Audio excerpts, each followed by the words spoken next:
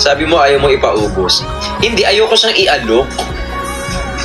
Ayoko siyang ialok. Gusto ko yung tao yung mismong mag-ask. Pero ayoko siyang gets nyo? Tapos ano pa ba? Kaya hindi ko siya ganong binibenta. Kasi kapag binenta ko siya, parang naaawa ako dun sa mga tao na pipilitin nila na ubusin yung pera nila just to order. Gets nyo?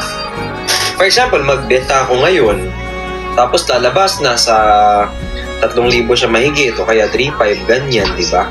Tapos yung mga tao na walang work o kaya sakto lang yung pera, pipilitin nila na mag-check out nun. Kaya hindi ko talaga siya pinupush sa lahat. Yung may kaya lang bumili, yun lang.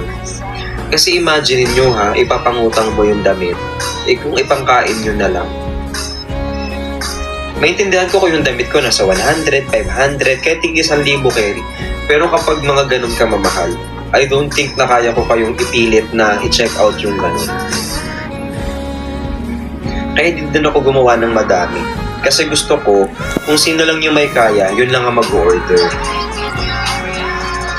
Kasi guys, sinusupport nyo ako eh. Di ba nagsusupport kayo sa akin? Oh.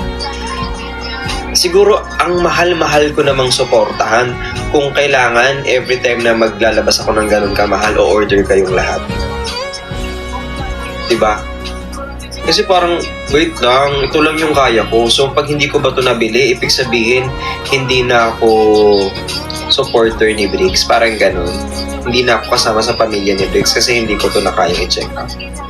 Kaya hindi ko siya sinasagad na pinapa-check out sa inyo.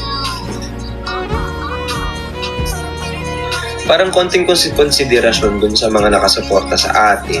Kasi tayo-tayo na nga lang magkakasama. Tsaka there are more things na far more valuable than may paninda.